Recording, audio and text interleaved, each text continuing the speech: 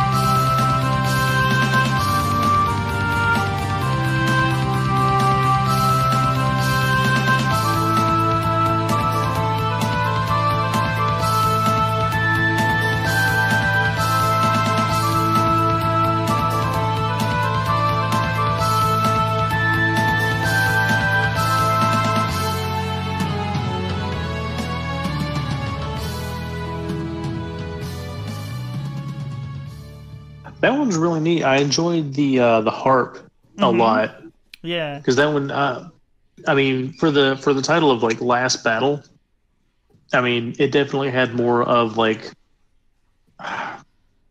It didn't sound like super battle-y to me, No, that's but it sounded very mystic, yeah, like yeah. like a wondrous kind of feel to it. Well, you are kind of you're without giving too much spoilers. Not that this would make any sense to anyone who hasn't played the game, or even someone who's in the middle of the game. You're kind of like on a meteor in an angel city, capital citadel. So it's pretty out there. Okay, that explains the harp. Yeah. Um, I think my favorite thing is the. I love that rhythm, and I love the drums. Those drums, the doo doo doo doo. That one lowly electric guitar. Right. I love the driving rhythm. But of yeah, the there it song. is. I like that harp a lot. The harp makes me feel very Golden Sun. Yeah. I know I've noticed that actually harp is kind of a thing that's in a lot of final dungeon and final boss themes or like super bosses. I think it's because the harp is like a very like weirdly like mystical sounding instrument that it's both like super peaceful but also weirdly like menacing if it's in a super boss or like a final area. I mean, it is a wondrous instrument. Yeah. I really like when video games use harps just at any point in time. But yeah, I love the like.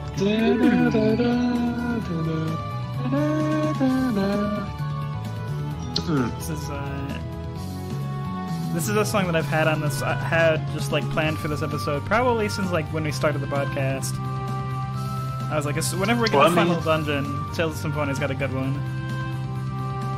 Yeah, I mean, hell, I mean, I've had a ooh cool, I got a final boss track for a while. Oh yeah, I think we both have a few of those.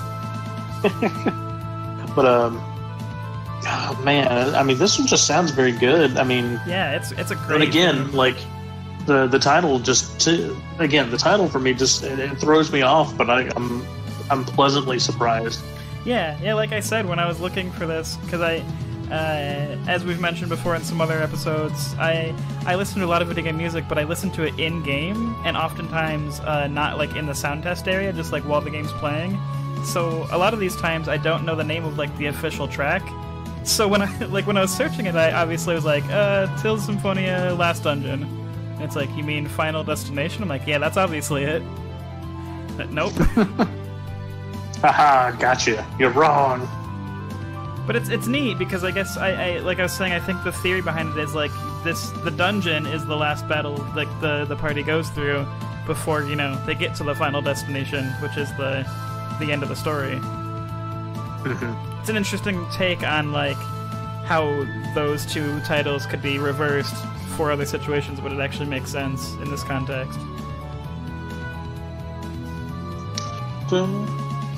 But I love the general rhythm to the song. It's definitely one I love humming to. I mean, it's definitely in my head right now. Yeah, it's a great track. I like this part too, where it kind of just like holds. It doesn't get like too intense or too amped up. It kind of just holds your anticipation level right here. And then when it builds back into that main rhythm, that's like where I'm the hero. But it is kind of ominous too. It sounds like strong. It sounds powerful. Yeah, I mean, like you said, like it took place in like basically like some sort of like angelic city area, and it really comes through in that music for me. Oh yeah, Motoi Sakuraba's always been amazing at capturing like the feeling and the mood of the locations and music, and it's why one of my favorite composers. Well, Matt, what battle are you taking us on? What destination? Well, I ain't taking us to a battle, but I will take us to a place, and someone is arriving. Oh. In fact, there is an advance on this place that is happening. Go on, I'm intrigued. So the game that I picked is actually Super Godzilla for the SNES. Okay, I'm already excited. Yeah. Now there's two different titles for the song. One is just called Final Area, but the better one is Godzilla Advances on Tokyo. Nice. I mean, as it would have to be. Yes. I keep getting amazed by some of these Godzilla tracks you pick me, so I'm ready for this.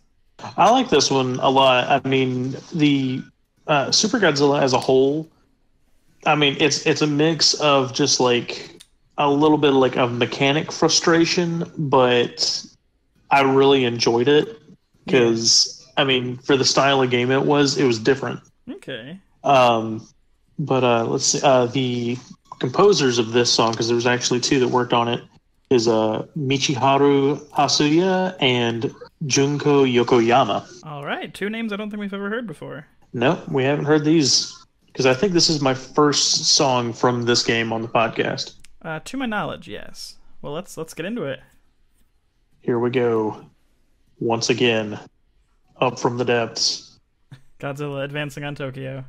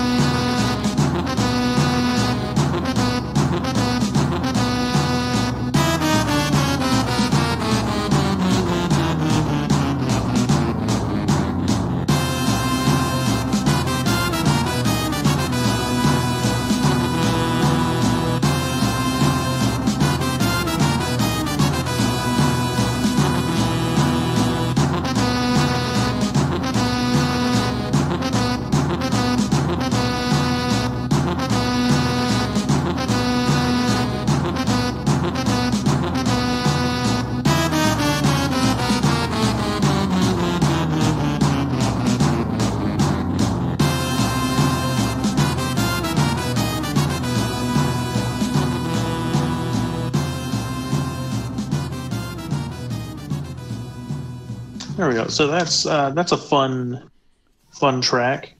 Yeah, that was that was giving some anxiety. That dun, dun, dun, dun, dun, dun. I was like, oh, jeez.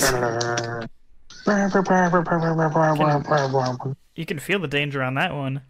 It's not a very long, so it's like a short looped, of course. Well, yeah, but it's an older one. Yeah. So like, what's neat is like I like the lead of the drums. Yeah. Because that gives it like it gives it that strength, but at the same time it gives like you have like force going. It's two forces going against each other basically because like you're going through the city. Of course you have like the military trying to blast halt you. But cool part about the game is on the final stage. There is two options for you to achieve Super Godzilla status, and it's either by destroying all the reactors, because I believe you're timed on this last level, so it's like either you got to hurry up and kill all the reactors, and absorb all the energy, or you can skip all that, and in the middle of the final boss fight,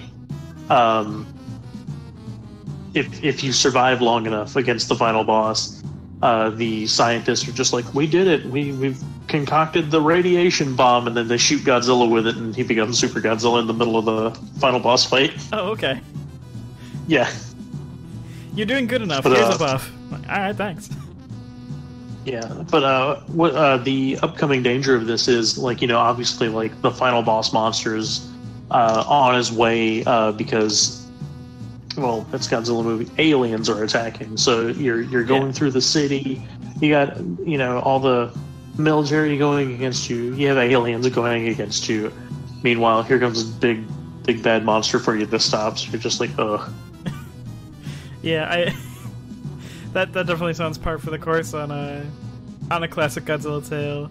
I love just the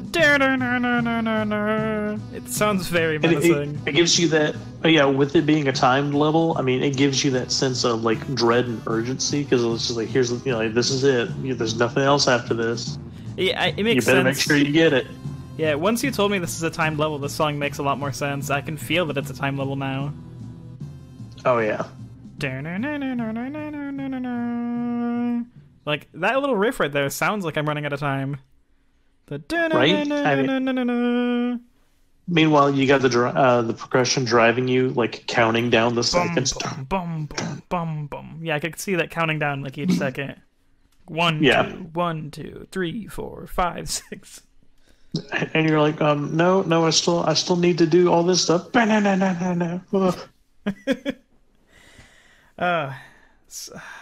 now I'm at a loss, because I've got a lot of songs that I have two in particular that could follow you with the Godzilla theme, but neither of them seem like a right follow-up, so I don't know what I want to play next. Yeah. So I think I'm just gonna not follow you on this one. That's fine. Final dungeons have many paths. You know, that's true. You know what? This does. I can kind of bullshit my way through this one. I'm gonna play you the another one from Motoi Sakuraba, actually. It's a twofer. Oh. It's a twofer on the Sakuraba train. These are both songs that. Oh, nice. Yeah, these are the two songs that I wanted to play on this episode. Like, they've been on my list for, like, I don't know, since episode 2. So I want to get these two out of the way real quick. This is from Golden Sun. I knew you wouldn't let me down. Yeah, of course. Were you looking forward to this? I was. Yeah, so this is the Venus Lighthouse theme, which is probably one of my all-time favorite Final Dungeon themes in general. It's great sounding. Venus Lighthouse. I'm the kind of person that always goes on YouTube and just like types in top 100 video game tracks just to, I want to see other people's opinions on video games. And Venus Lighthouse is a song you see come up regularly on those kind of lists. It's just good. Gotcha. Now, my connection to Godzilla is obviously the end of Golden Sun. The final boss is the Doom Dragon, which is a fusion of two people and all of the firepower in the world, and they become a giant fusion dragon. So, I mean, that's Godzilla-ish. There you go, yeah. Yeah, I kind of, Big monster. Big monster. Big dragon, and the people who turn into a big monster via all of the superpower that was pumped into him, i.e. Super Godzilla. Yeah, well, here, I mean, and that's the other thing is final boss in Super Godzilla actually is, quick sidebar back to that game, is a unique monster to that game only. And he was created by the aliens by doing time travel wonkiness with radiation. As you do. Yep. But Matt, I'm sure you've heard this song before, but here is Venus Lighthouse from Golden Sun by Motoi Sakuraba.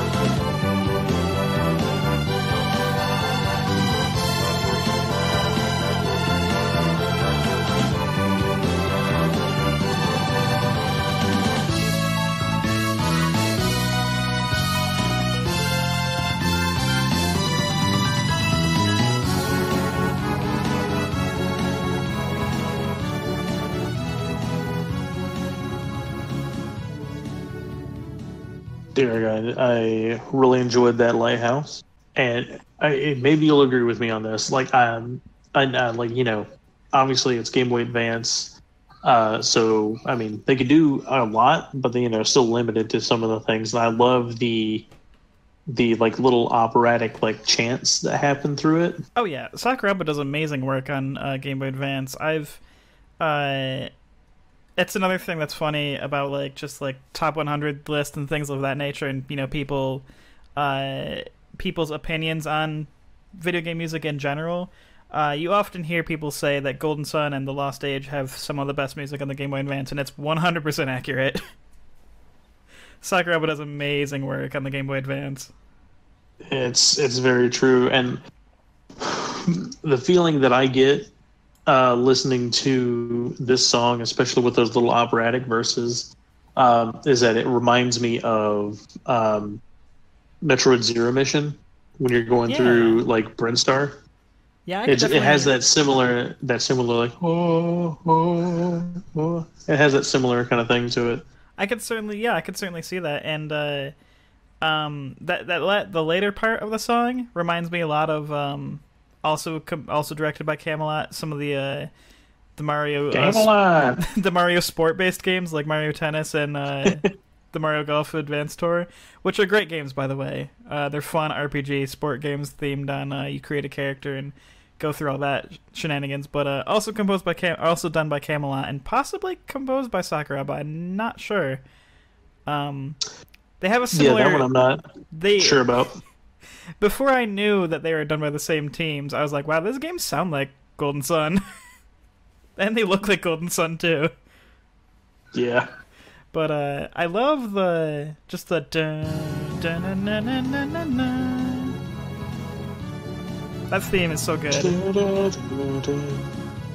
And yeah, the operatic, the oh in the background. Oh. Now, in Golden Sun, so Venus Lighthouse is the end of the first game, and the Mars Lighthouse is the end of the second game. I was trying to decide between which of the two I wanted. Mars Lighthouse is very, like... So Golden Sun... Venus Lighthouse has this, like, kind of heroic, like, you're the heroes, you're gonna save the world kind of feeling to it, you know? Mm-hmm. Whereas Mars Lighthouse, it sounds way more ominous. It's like the world is ending, kind of final dungeon. And I like that, how this one's more like, you're the hero, you're gonna finish this adventure, and then Golden Sun 2 is it's way more aggressive and, like, angry sounding for a final dungeon. And it's neat, the second one This little flute part right here is really good, too. Yeah, this is the part that I was talking about, reminds me of the Mario Sport games. Like, I hear Mario Tennis right now. Especially right here. 100%. Let's finish with them twinklies. And then it gets back into this theme, which is the classic, like, the Venus Lighthouse theme that people know. Mm-hmm.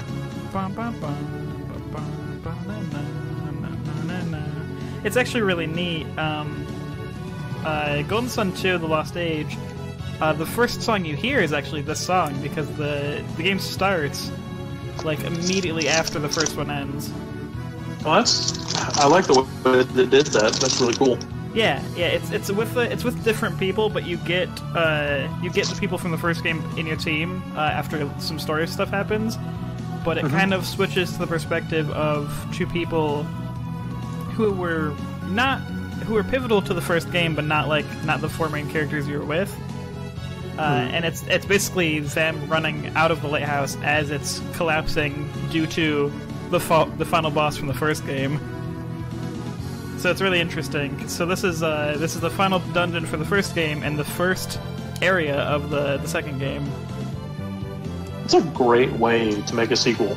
Oh yeah, I mean Golden Sun and The Lost Age are two incredibly good games. They're fantastic, and I would pay so much money to have like a both in one complete game on the Switch. That would be incredible. Ooh. People want it. I want it. I'm not the only one, I assure you. It's like the Reminds me of the classic days of multi-disc games.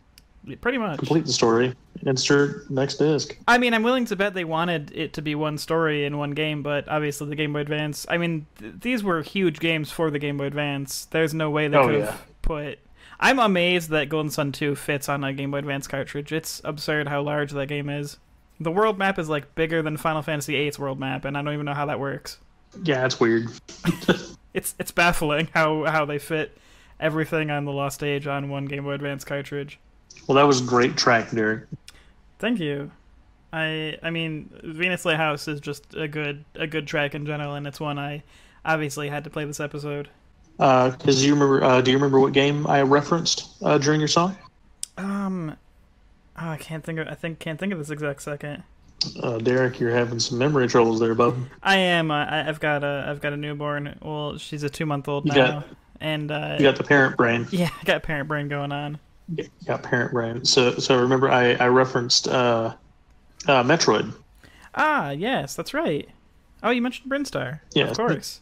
I mentioned Brinstar. I guess it completely flipped my mind. Mission. Yeah, and because I was like, Brinstar's not a final dungeon. That's not what he's referencing, obviously. No, it is not. I am in fact speaking of another Metroid game, specifically Other M. Oh, delightful. So the final dungeon for Other M would be the bioweapon research area, correct? You are correct. We're going to the bioweapons research area because you see that sign and you're just like, oh crap. You see a name like bioweapon research area and you're like, that's not a place I ever want to be. Especially not in the Metroid universe. No. That game has a way of playing with your emotions. Very very controversial game. There's a lot of people who are not its biggest fan, and I don't want to get into that. Let's just focus on the music. Yeah, no, you can hear more about that during our Let's Play, which is up and ready to view. A lot of fun on that one. YouTube man is the best. Alright, so here we go with the Bioweapon Research Center from Metroid Other M by Kuniyaki Hayashima.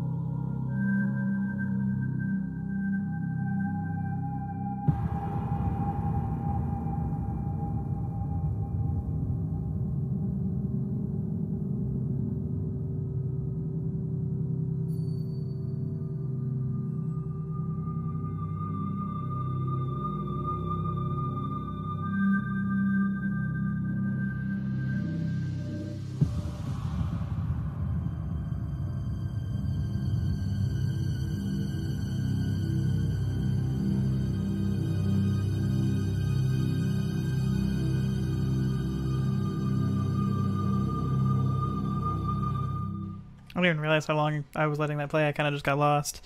Um, but yeah, the bio, it's very subtle and very spooky. It is. I mean, because, well, spoiler alert, I guess. You got really bad Metroids in there. I mean, yeah. I don't think that surprises anyone in a Metroid game in an area called the Bioweapon Research Area. That yeah, some bads, uh, some bads are in there. It's an interesting way, like Metroid music in general. It's so very it's so minimalist that there's always just like a little touch of sound, but just enough to creep you out, just enough to like keep your interest while you're in the area. It's not absolutely Yeah, which quiet. I mean, yeah, no, it's not absolute. It'll just it lowers, like it starts to fade out a little bit, and then it just kind of picks back up with just that kind of thing. And you're just like, oh, crap, like Yeah, it's very like Resident Evil. you're going through the whole facility. Yeah, yeah, it's very Resident Evil. You're basically just going around, just like, I don't know what's going to be around this corner. Yeah. It's Is it is going to be like multiple Metroids? Is it going to be, I don't know, like space pirates? I don't know what's going to happen to me. Yeah, it's that horror movie, thriller kind of. You don't know what's around the corner. You're on the edge of your seat. You hear that nails on a chalkboard almost. That screeching, and you're just like, Like I said, Yeah, because it plays the silence. it does. And I mean, crap, I forget because it's been a while since we played it. You go into the investigation mode while you're in there, right? Yeah. Yeah. So that right there is like perfect for the just like like, oh crap, I'm in investigation mode. I can't shoot. Yeah. And then there's spoopy music. You're like, I can't even like defend myself if something were to jump out at me here. On this part right here, like the creepy chimes and then that like building that. Oh man, it's so creepy. It's. This is I will say, compared to previous Metroid games, Other M did a really good job for me, especially at the end of the game, giving you that creepy, you're in space. Oh yeah. Kind of vibe, like it's not just like the horror kind of thing where it's like you said with Resident Evil, where it's just like, oh no, it's the zombies. Da-da-da. Yeah. It's this is just, yeah. It's like it's like Dead Space almost. That's the kind of feeling it gives you. Yeah. And I mean, Dead Space. I mean, there's like a lot of times where you go through that game and there could be no sound at all, and you're just like, all you have is just the ambient sounds that they have, like like metal clinking on metal, something dropping, and there's like no music at all, and you're just like, or like you could see something, and then that's when like the crescendo of strings happens, and then it just drops completely, and you're just like, you're literally in a moment of dead silence in this game, and you're just like, what's about to happen? Yeah. I like how Other M doesn't quite do the dead silence thing. It just does this very minimalist, like, it just like screeching and those like just classic thriller horror movie like soundtrack. Just enough to creep you out. Just enough. All right, Matt. I'm gonna play a song. It's just making me realize that we need to hang out so you can experience this. I'm going to play you the final area from Undertale. Ooh. The name of the song is Undertale. No way. A track's important when it is the title of the game, and that's also the title of the track. So, title of the game, title of the track, based off the movie. Yeah. So, unfortunately, this track, it won't carry the same feeling to you because you haven't played the game. But to anyone who has, myself included, this final track, it really, really, really gives you the feelings. Without giving too much spoilers because again, you haven't played this. I don't want you to know pretty much what happens until we experience this together. Uh, Yeah. this final area, it's not like a classic final area sounding. It's not like evil and ominous. It's actually very calming, but it's very very story driven at this point. There's like a lot cool. of like a lot of revelations start happening to you, and it's there's no battles, there's no random encounters in this whole area. Instead, like a battle will happen, and instead it's like talking happens in the form of like a battle. Like it'll cut to the battle screen, but instead you just get exposition, and it gets like more and more sad and depressing as you go through this part, and it's very heavy emotionally, and the music just is perfect for it. So you'll see what I mean when we get to play this, but this is one I wanted to include because it's got a strong importance to me, and I think anyone who's played this game will appreciate my choosing of this. This is Undertale, from Undertale, composed by Toby Fox. Even if it doesn't have the emotional connection, Matt, it's still a great song, and I think you'll like it.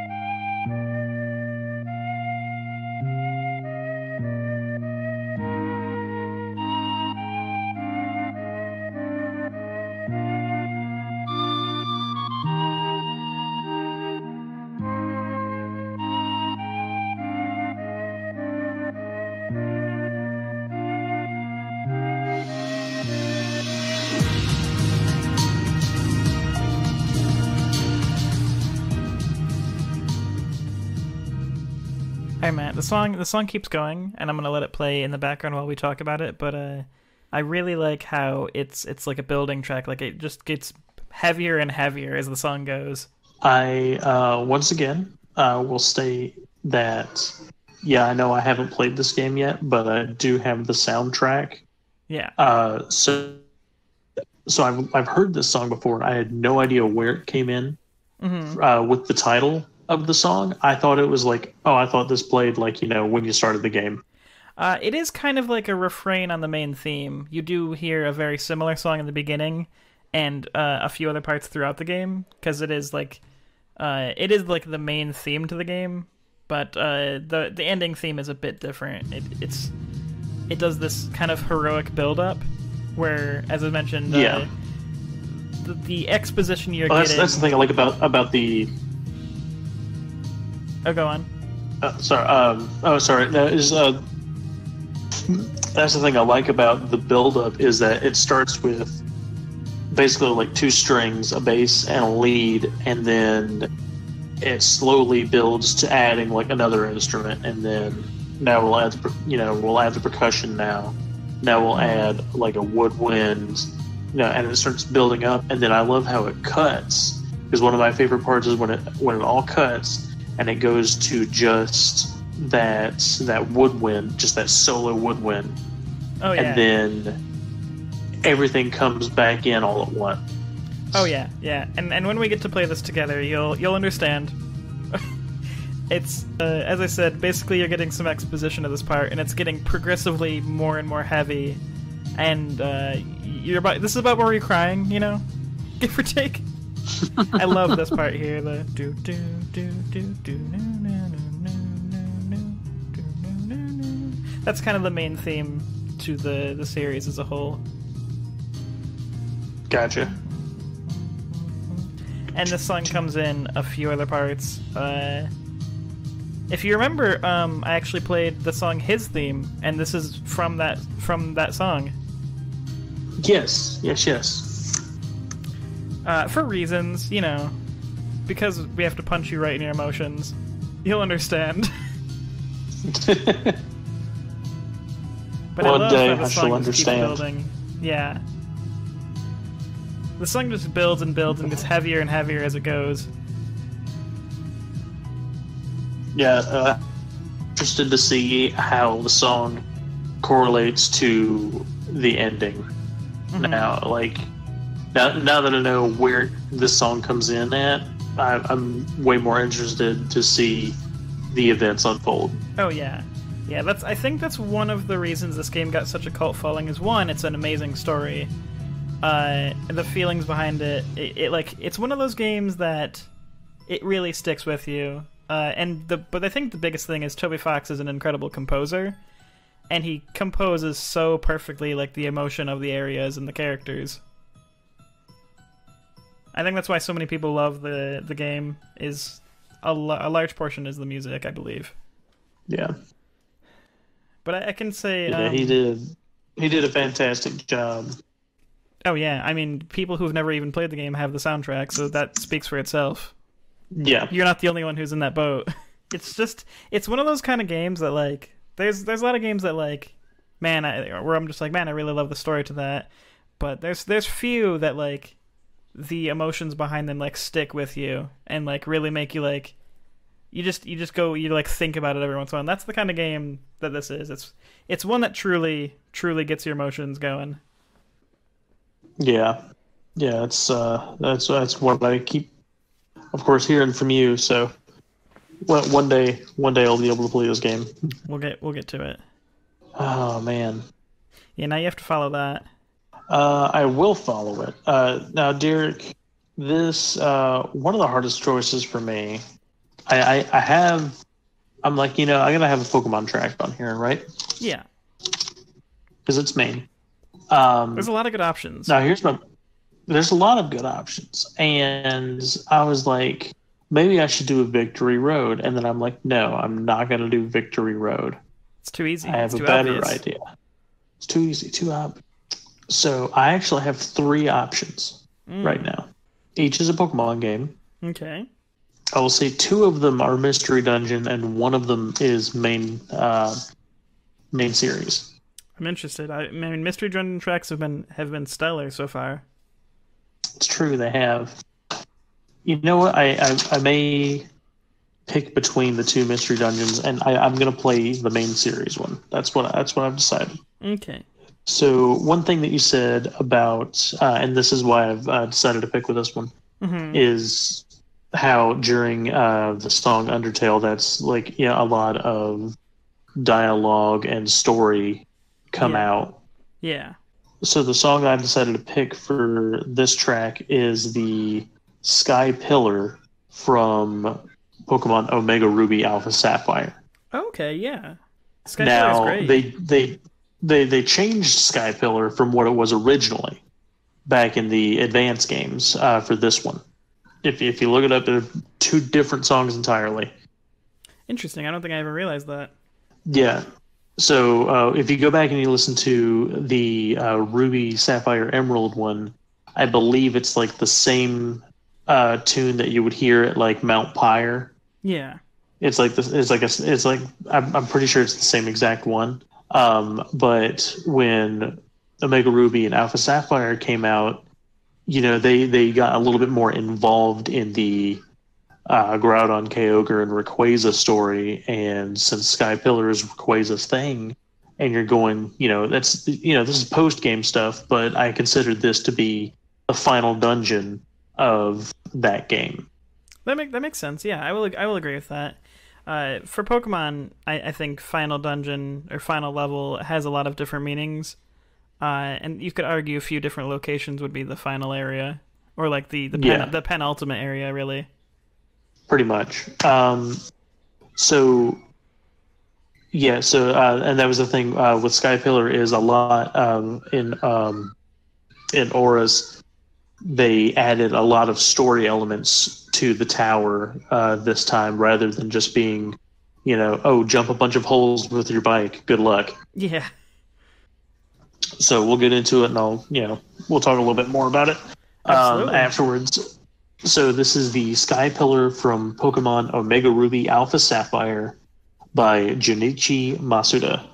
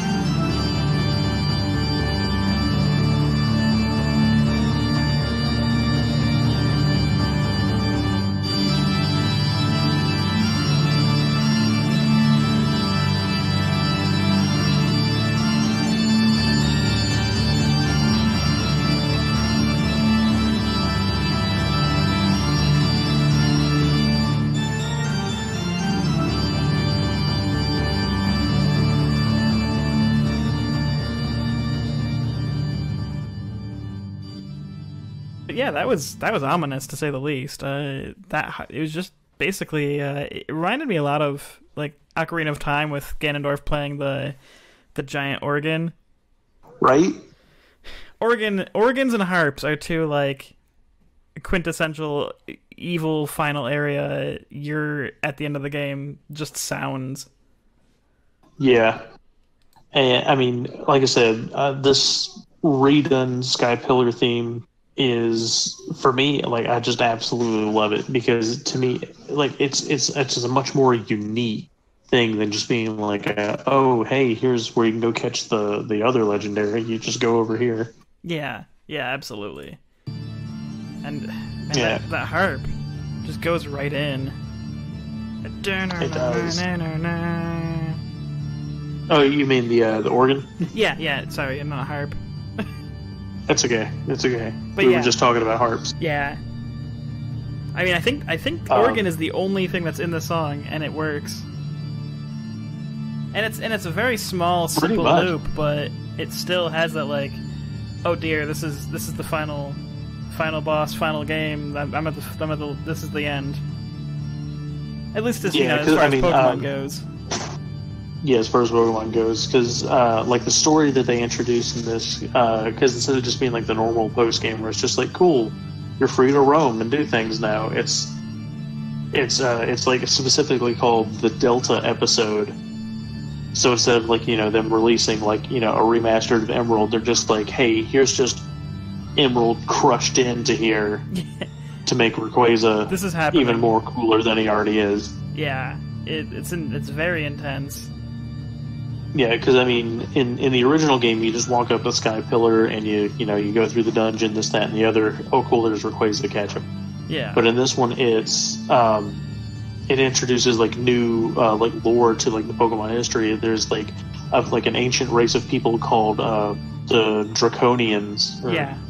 And in this one, they're the harbingers to the end of the world. At least this music would suggest that. Right. And like you encounter like a current descendant of like the Draconians like at some point just like in the main storyline, but then like you never see her again, and then boom, here she is, and you have to fight her at the tower to prove like your worth. And there's like a connection to Sootopolis and like its ancient descendants. So there's like only the Draconians and Sootopolis descendants, like only they are allowed to go into the tower. And then of course your main character, you're special, you can do anything you want. Yeah, well you're the 10-year-old that's going to save the planet, obviously. Exactly. But it was just so cool how they did. Yeah, it was just so cool how they did it because like they have this whole story that kind of as you like go up the tower, and then you fight. I think her name was Xenia.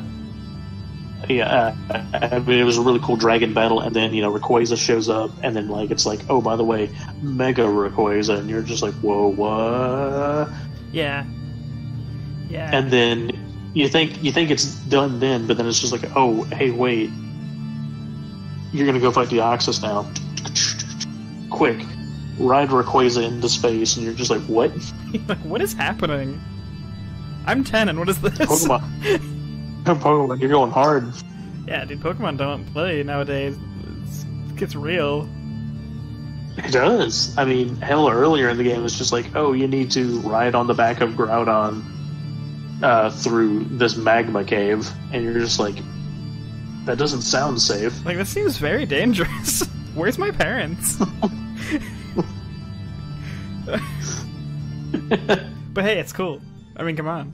That's all that matters. Right? That's all that matters. Yeah.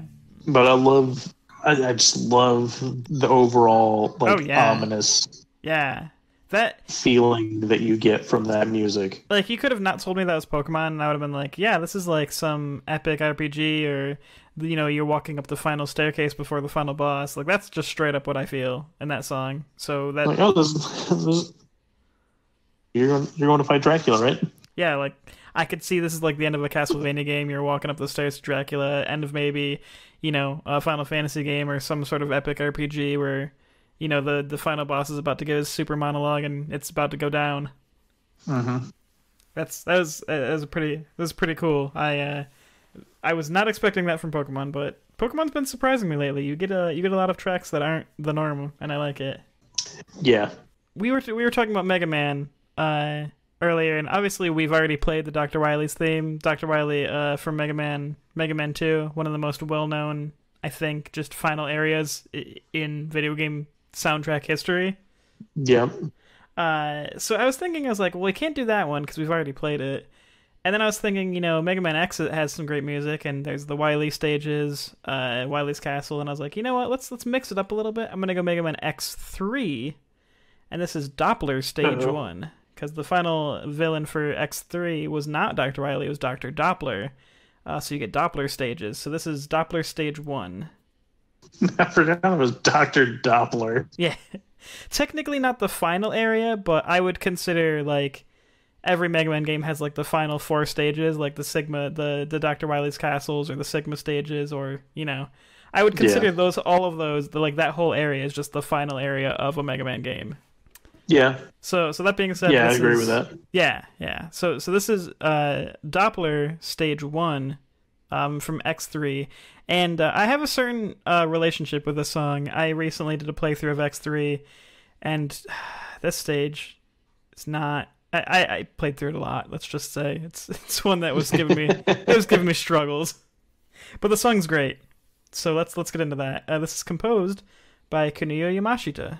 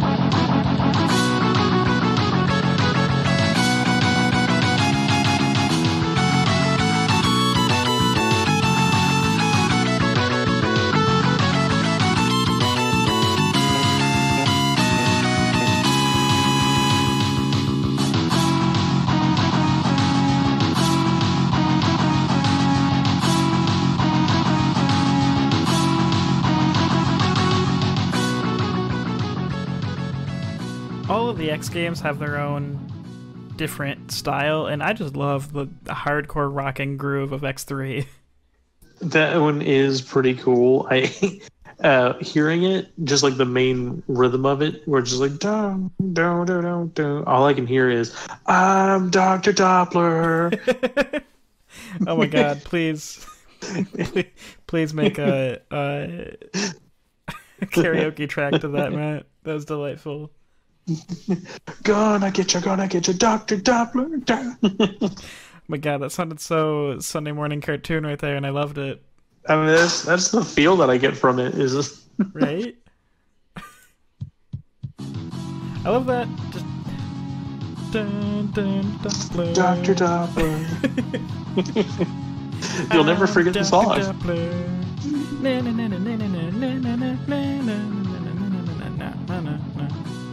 I mean, as far as the song goes, it's got a great rhythm. I was comparing it to a lot of the... Basically, I played through, or listened through, all of the Mega Mans, like the Wily stages, and then all of the Sigma stages from the X's, and then I settled on this because I just love the groove to the song. I'll agree with you on that one. I mean, it's got that amped up. It's like Power. It's very Power Rangers. Now that you're making me think about like yeah, yeah. Maybe that's why I'm really digging it. It sounds a lot like a Power Rangers song. It sounds like it would be part of the Power Rangers game. It does. Let's face it, Dr. Doppler sounds like a Power Rangers villain. Yeah, that's fair, honestly. So for Dr. Doppler, like if he were a Power Rangers villain, he would literally have like a Doppler radar either on top of his head. Oh my god. Would be his face, and he would just have like a doctor's coat on. It's sad how on like brand you are right there. Now that you made me realize how Power Rangers the song is, I can't get over that. But I don't know if I think that makes me like it more. It makes me like it even more. I'm Dr. Doppler, and I'm gonna get you. Laser blast. Oh my god. Well, Matt, thanks for putting this in my top 10. You've succeeded.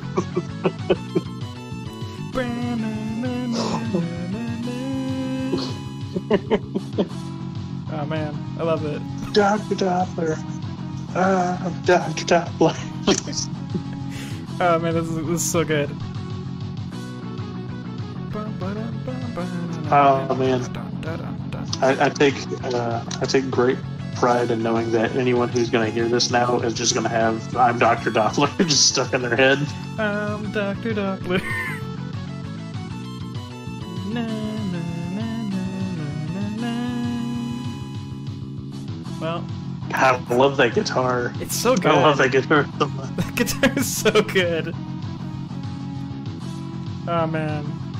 I mean, like I picked this one because I was listening to a bunch of different X Final Area themes, and this was my favorite. And now this little exchange we just had, it's way more my favorite. Well, you're quite welcome. Thank you. You've elevated that track to new heights. I'll start working on the full karaoke verse. You gotta. As soon as I can. Yeah, I require it. Oh man, that's all I can think of now.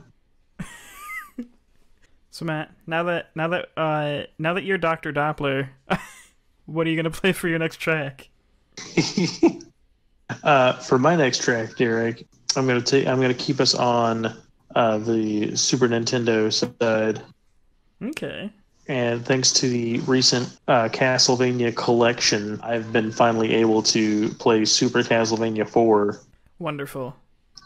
So I'm going to play the final area of that game, which is known as B-2 Beginning.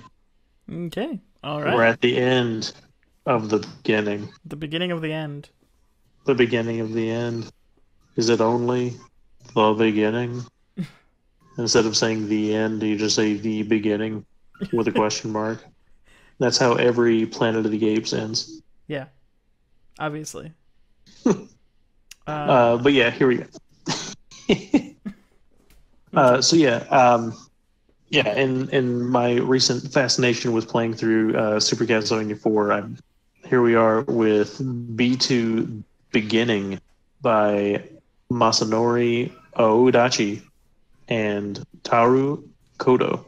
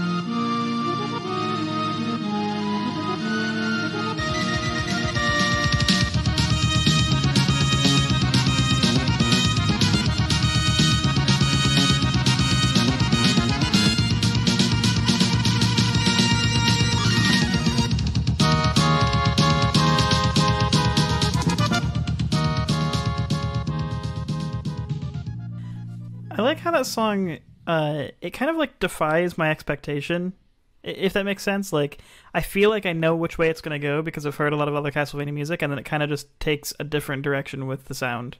Yeah, because I mean, this is a common Castlevania classic, but it's like, yeah, okay, I know this song, but then it's just like, it does like the I can only call it like the tippy toe sounds. Yeah, you hear like it's like na na na na na na na, and then it's like but like that's where you expect it to go, and then like halfway through it switches gears and like plays a different part that isn't in the original version of the Castlevania theme that you know. Yeah, it's just like, oh, okay, we're like this solo flute guy right now. Oh, okay, yeah, it's just like, okay, oh, trumpets are back in. Da-da-da. Yeah, it's very interesting because like when you're playing, I'm like, oh, I know the song, and then like I kept being like, oh, okay, I guess I don't. Because it does like I know this because this is a classic Castlevania song right here, but then it does that right there, and you're like, wait, that's not what it normally does. And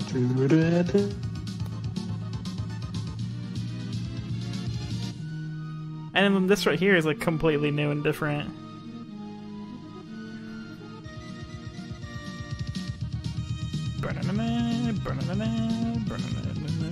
Like this whole part is like different than the original Castlevania song that I'm used to. It's so interesting, like saying it defies expectation is like that's like a personal speaking thing. Like I know Castlevania music, but I guess I've never heard this version or this rendition of the song. So like it keeps throwing me off because I'm like, that's not how the song sounds. Yeah, I mean, definitely. I mean, because like with me playing through the collection is like I'll play a little bit of one and then I'll switch and I'll go to another one just to try to get like a little bit farther in each. Yeah, and it's so I've heard like original Castlevania's beginning area a lot. Yeah, and then going in and then hearing this, I'm just like, okay, this sounds a little more like, I mean, it sounds completely different. Yeah, even though it's got but it has more heroic elements to it. It definitely does, yeah. Even though it does have this classic like da na na na na na, when it does like the like I'm like, wait, what's that? I'm like, that's not normally in there. I'm like, this is going completely different directions than I'm normally used to. But I mean, so far I've been having a lot of fun playing Castlevania 4, though. Oh yeah, and absolutely. All I can say is the omnidirectional whip is the best whip. It's the strongest whip. It's the mighty. Omnidirectional whipping is mighty. It is. It's you fling the whip out to kill something, and you flail it for a second in case something's coming at you. It's so fun just to mess around with that. But yeah, that was a good one. It was surprising. It like upset me in a way that I can't really describe, just because I was like, I know the song, and then I was like, I don't know this song. It's messing with my brain. But I liked it, so thank you for that. You're welcome. So Matt, the Castlevania track, very good. I'm gonna follow it up with thank you. Yeah. I'm gonna follow it up with I've got a lot of RPGs on here, as I've mentioned. Probably a few of them that everyone's heard. I'm gonna go with kind of an obvious for me, Chrono Trigger. Okay. Oh. Now, based on how you're ending Chrono Trigger, there could be a lot of different things that could be considered the final dungeon, just because the nature of the game, you can kind of fight the last boss at your leisure. Yeah. Most people would agree the actual like true final dungeon would be the Ocean Palace, or the Black Omen rather. Yeah, I'd agree. I would agree with you on that. And I had to stop myself for a second because I was just like, oh yeah, the Black Omen, and then I immediately thought of was it the black being or whatever, the bad guy from Legend of Dragoon? The Black Monster. The Black Monster. I'm like, oh wait, no, Matt, those two separate things. Don't confuse them. Those are two separate things. Though the name of the track is Black Dream, so the reason I would consider this the final dungeon is because basically after you've done everything, you get to a point where the game is basically like, here's 12 side quests you can do. You can go fight Lavos whenever you want, but also there's this big giant flying fortress, and that's like a big side quest in itself. And if you do that, you fight an end boss, and then you fight the final boss. And it's basically, I think, what most people would consider like the true ending to it. Whereas you can go fight Lavos through just a warp gate that takes you to him, or you can fly the Epoch into him and fight him that way. But if you fight him through the Black Omen, it's kind of like the true ending.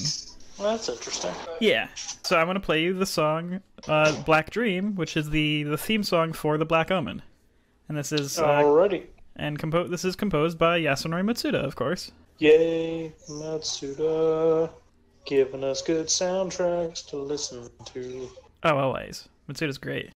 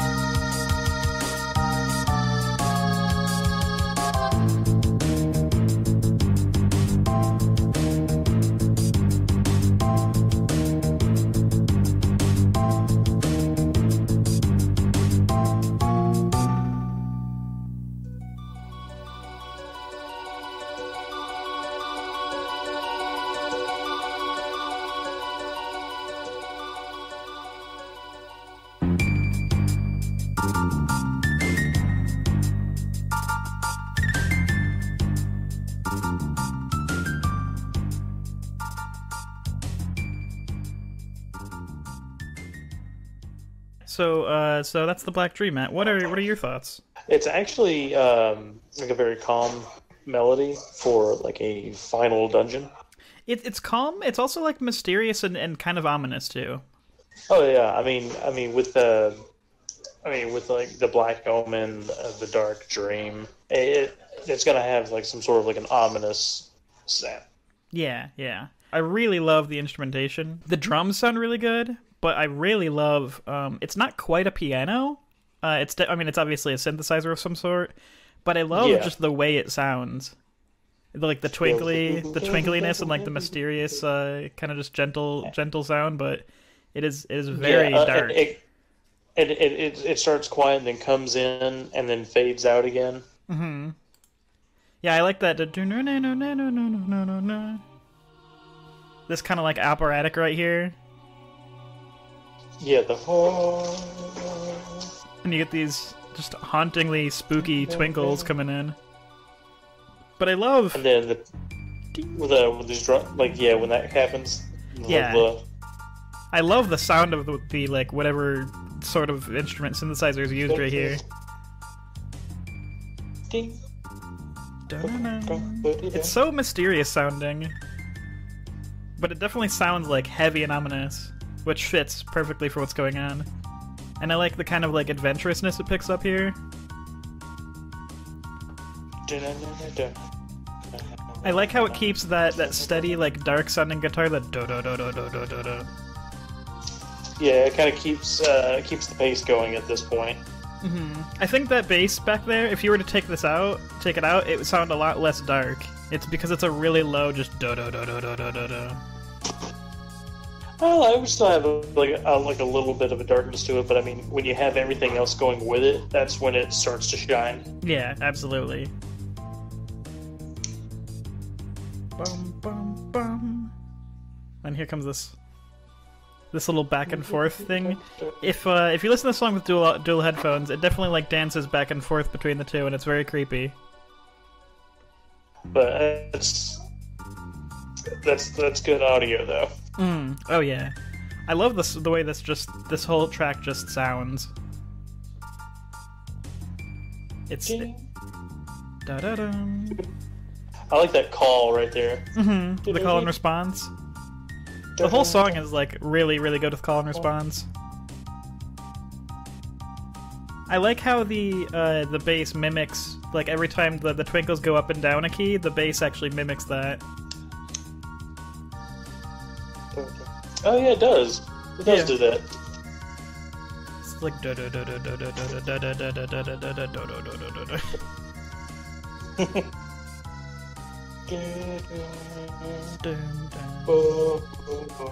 And then here's the funk. Yeah, get some little funk right here.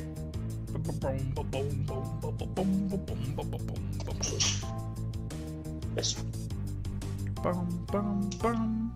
That twinkle refrain I love, and this part is just so spooky.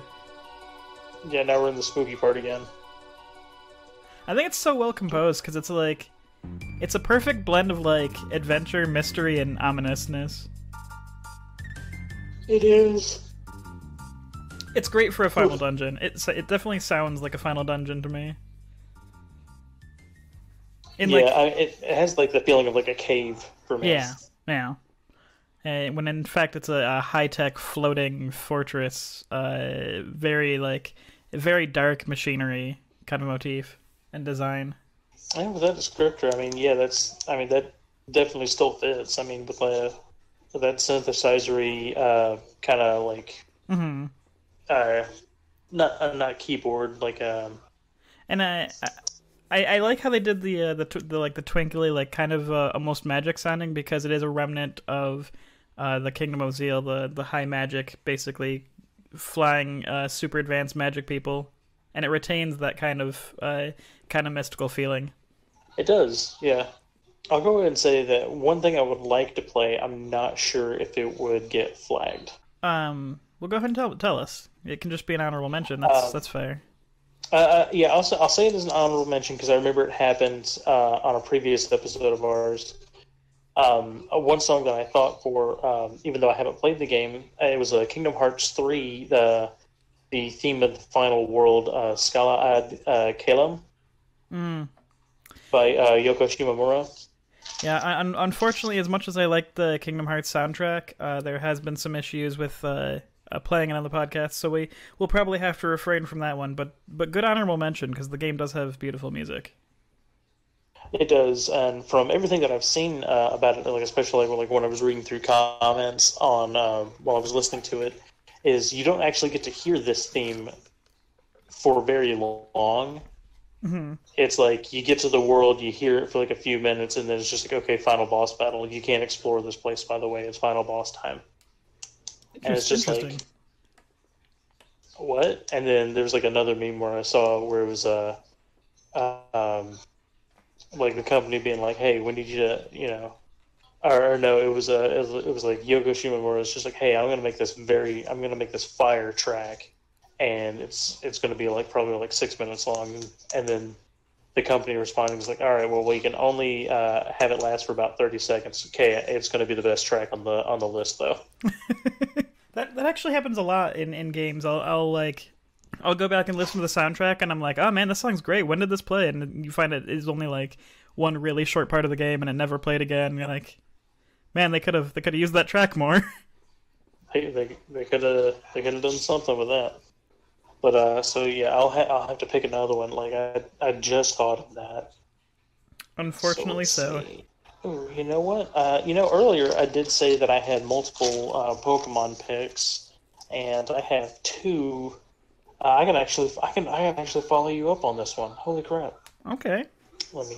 Also, we haven't really done much We haven't done much following on this episode per se, but I know, right? There's a lot of variety, and final dungeons are so like unique to the way they sound to each game that it's hard to kind of follow that same feeling. Final levels, not necessarily dungeons, because we've played a lot of games that aren't just an RPG. All right, my next track comes from another Pokemon game. So I've actually chosen what better than Pokemon Mystery Dungeon, specifically the Explorers of Time game. Oh, okay. This there we go. The other soundtracks you've played from this have been fire, so let's get this one. Yeah, so it's the Follow Me, because with the Epoch you get to travel through time. So That's yeah, fair. Yeah, that works. And the final dungeon is a place called the Temporal Tower. Okay. Right. So I thought this would be a fun inclusion. Well, let's hear it. So, all right. So this is the Temporal Tower from Pokemon Mystery Dungeon: Explorers of Time by Hideki Sakamoto and Arata Iyoshi.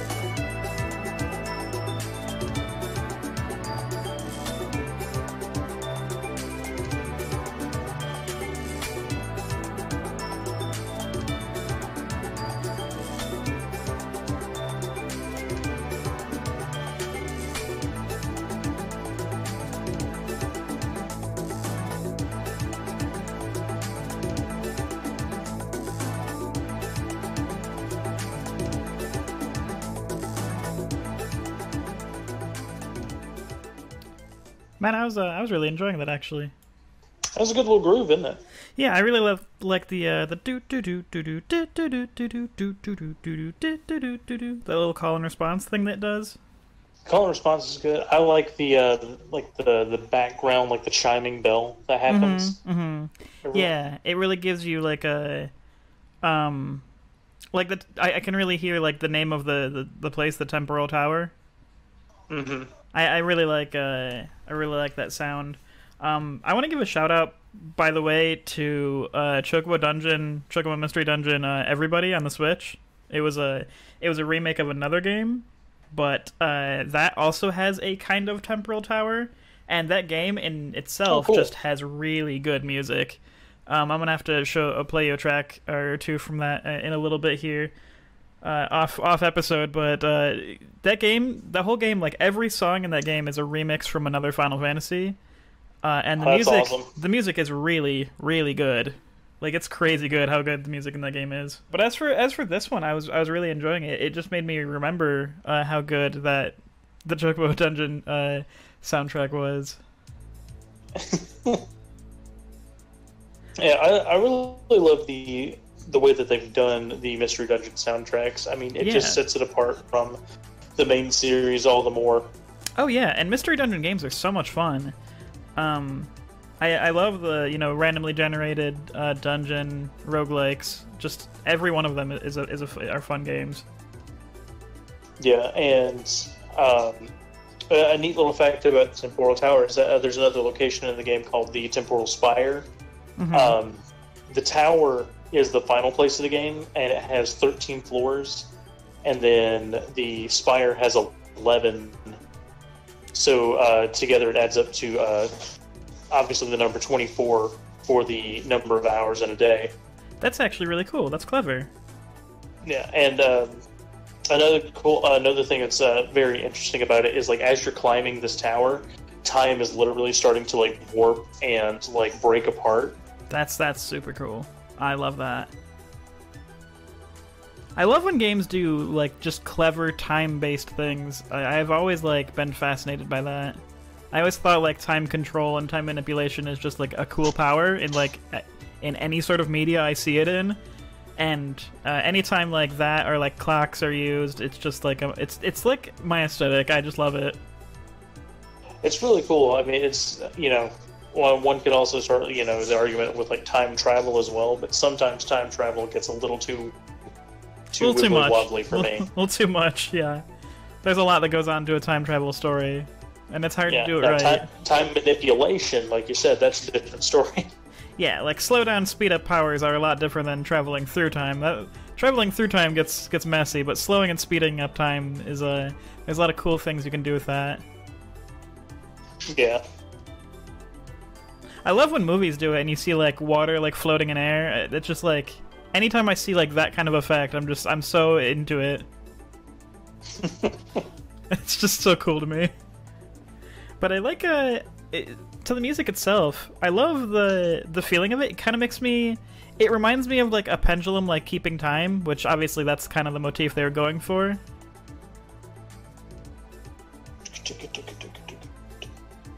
It's kind of got that. Yeah. It reminds me of like if you were to like imagine like a giant clock tower and you were like climbing it, like that's the feeling I get, which I imagine is probably pretty similar. And this little like kind of similar. And this chiming bell part reminds me of like maybe the clock does this when it hits an hour, kind of sound. Oh yeah. That's a good correlation. Yeah, I think that's really cool. I want to go back and count. I wonder if it does the do do do do do do do do. I wonder if it does that 12 times, because it might. That'd be a neat little thing if they did it like that. That would be super cool. Yeah, that would be neat. If the composer did that. But I really enjoyed this one, Matt. Thank you very much for it. You're quite welcome. It was a hard choice for me to choose between which one of these to do. Because I'll give a shout out to the other one. The other one is from Super Mystery Dungeon, and it's actually the first half of the final dungeon of the Tree of Life, the roots of the tree.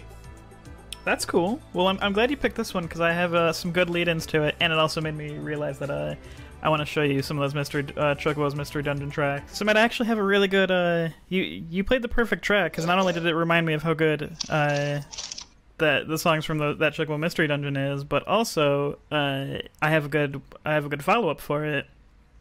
I'm gonna play you the final dungeon for Secret of Mana. Oh, cool. Now, the title of this track is "Leave Time for Love."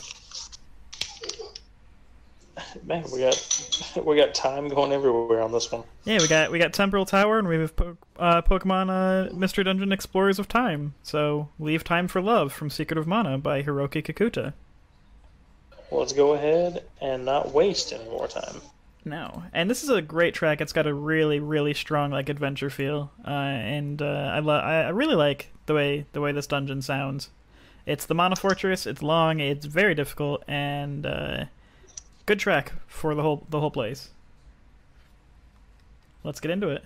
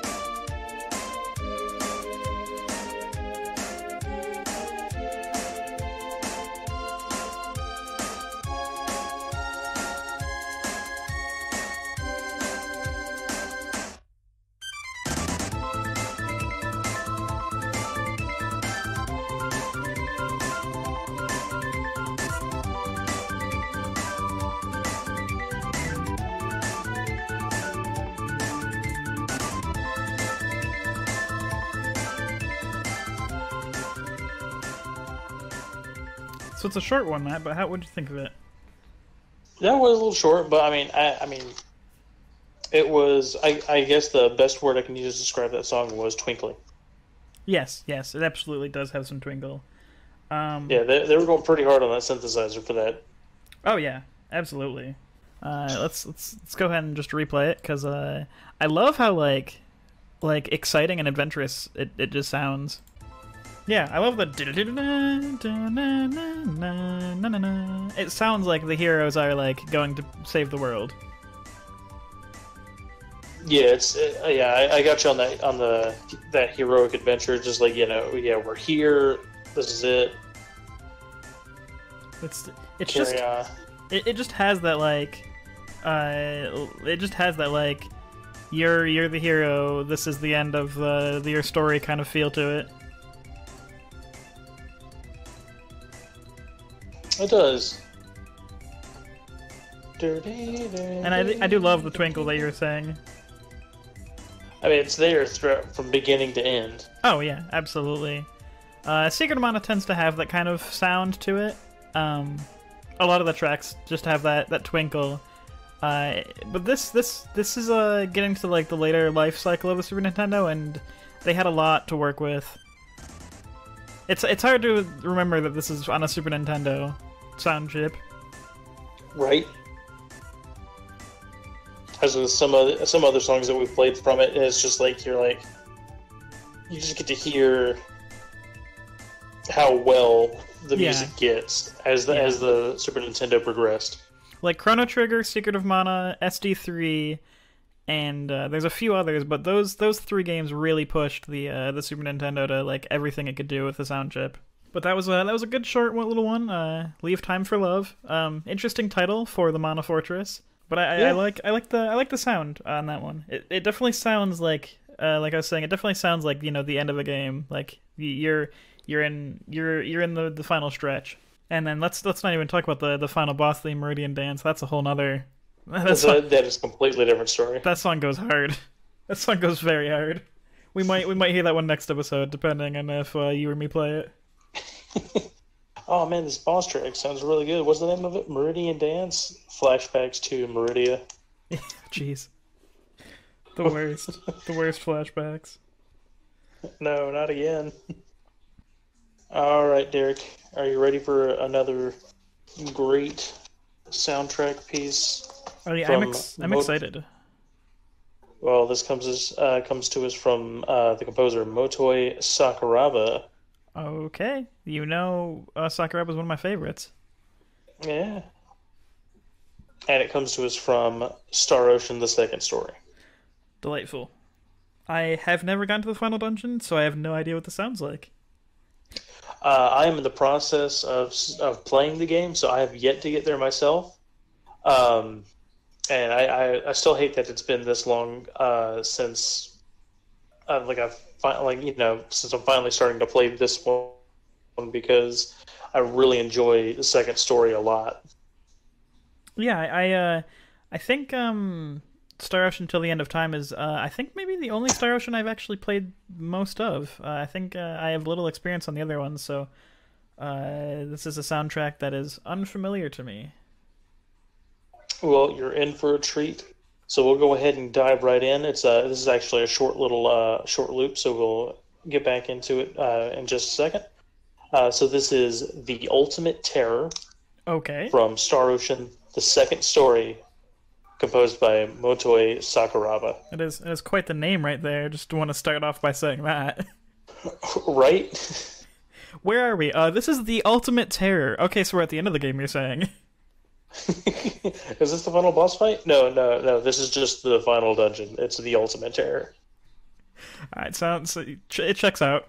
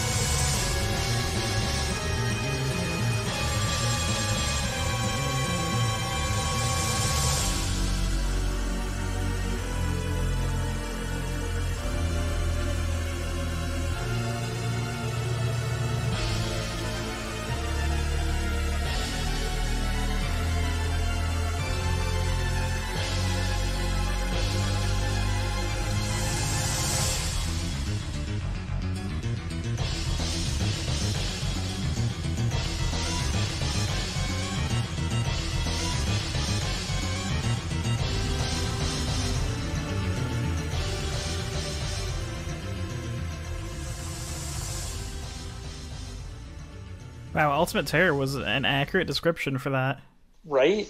I mean, could you imagine going through an entire final dungeon with just that blaring at you? It's very aggressive. Like, can you calm down, please? No, I'm the Ultimate Terror. I will never calm down. That dude on the cymbals, like, I'm pretty sure he loved this track. Yeah. Yeah. Like, can we just get that cymbal clash, like, just the most aggressive, angry cymbal clash over and over again, please? Just over and over again, just hit it, just repeatedly. Just... like, oh my god, stop. I like this part right here a lot, too, and then gets right back into the aggressiveness. That very, like, dread sounding, just the tune, and then it's just, like, the build-up back into it. It is a very, very dread-filled song.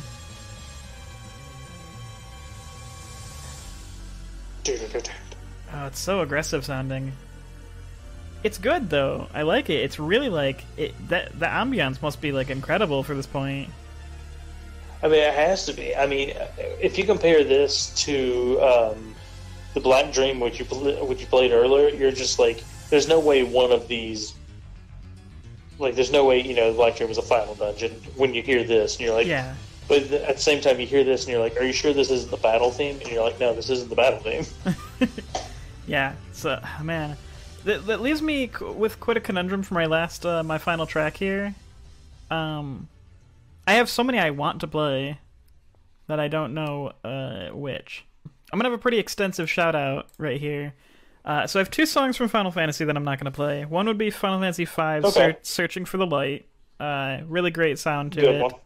I also really, while Final Fantasy VII isn't my favorite of the series, I really like the theme Judgment.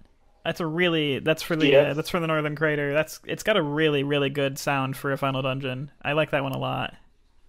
Yeah, I mean, I'll agree with you on your stance on 7, 100%. It's good. It's a great game. Don't get me wrong. It's but fantastic. It's not. It in my opinion, yeah, and in yours as well. It is not the quintessential Final Fantasy. I would disagree with that. I would say it is the quintessential Final Fantasy. It hits every Final Fantasy like trope. I just think personally that I like 9. I like 9 a little bit more. I like return to the classic elements, where Final Fantasy VII is kind of more high tech, futuristic. But don't get me wrong, 7 did so much for the series. It actually is probably the reason that the series is as well loved as it is. And it's a great game to return to. I just wouldn't put it at my absolute top of the list. But it's definitely up there. Gotcha. I would say it's probably top 5, but that's besides the point. I really like the way Judgment sounds. But 2 other ones that I'd like to give a shout out before we get to my final one. Mario RPG actually has a great one, the Weapons Factory. Weapons Factory is really good. I really like the just the way the mechanical like sounds in the background build to the ambience of the actual track. As we've mentioned before, we both love when that's a thing. Yeah, and actually, I had that one on my list as well. Oh, nice. Yeah, it's a really good one. Going a little bit past the RPG trope, but still staying in technically a dungeon. I had Zelda 2, the Thunderbird Palace. Oh, there you go. It's a pretty great. I was listening to basically every Zelda final area, and I stuck with Zelda 2 for my favorite one. The Thunderbird Palace is really great sounding for that classic Zelda feel. But I think I'm gonna play something a little bit more surprising. Not like super duper surprising, but I'm gonna play Mario Galaxy 2. Oh, cool! Going back to the Galaxy. Yeah. That's a good follow-up for Star Ocean as well. Yeah, that's why I was feeling it. It follows the Star Ocean feeling, which is kind of like outer space, kind of space themed. So Mario Galaxy 2, the final level is called Bowser's Galaxy Generator, which is just as intense as it sounds. Galaxy Generator? Yeah, Bowser's Galaxy Generator, because he's building his own universe, because he's, that intense. It's Bowser, so I mean he's got to do what he does, I guess. This track has it's very grand, grandiose, big. It's bombastic. It's just as intense as the name Galaxy Generator would make you feel. It has a very otherworldly, just massive quality to the track, and I like it. I don't have a single composer. Okay. I have I don't have just one composer. I have Mahito Yokota, Ryo Nagamatsu, and Koji Kondo, obviously. All right. I don't know if all 3 of them contributed to this track, or if just one of those 3 did this. But that's who I have listed. So long as we give credit to the person. Yes. All 3 of them worked on the game, and I don't know if this was a collaboration for this final masterpiece, or if just one of them. But it's got a Mario feel, a classic Koji Kondo feel, but also Ryo Nagamatsu and Mahito Yokota definitely have some influences on this one. All right. So let's go ahead and hear this track. Yeah, this is my final track, Mario Galaxy 2, Bowser's Galaxy Generator.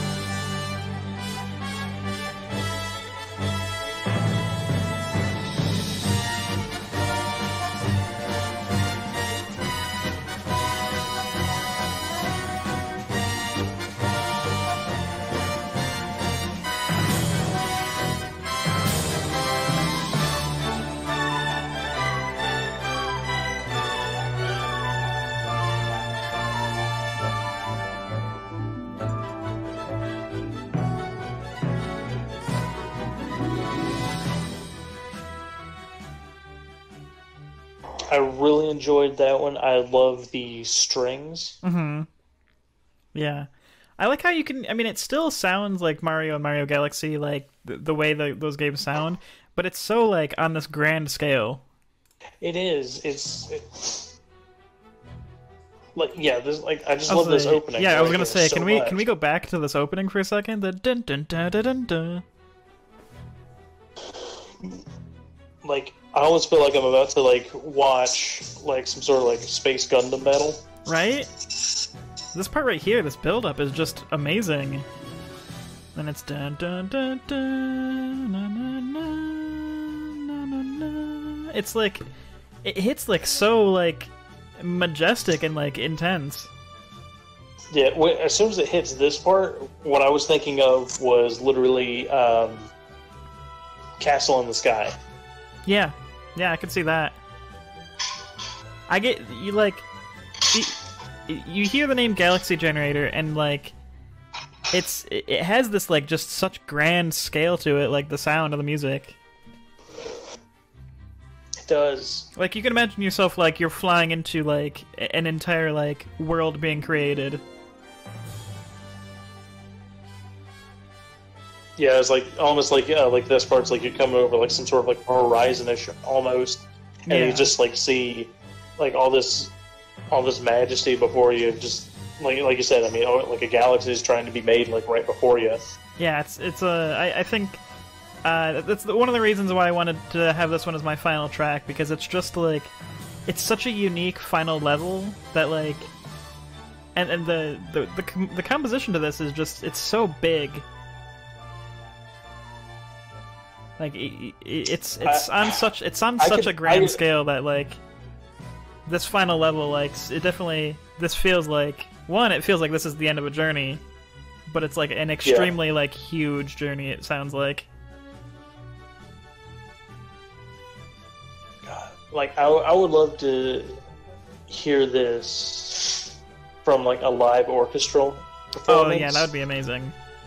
I could also see this being adapted into possibly like a marching band routine. Yeah, that would be awesome. To hear like a full orchestra or full marching band play some covers of these songs. Mm-hmm. This is one that could definitely do well with.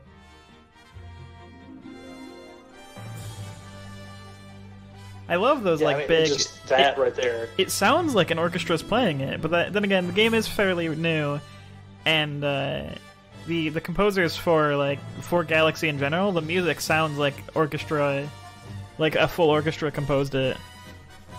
Yeah, like that, you can hear the brass section.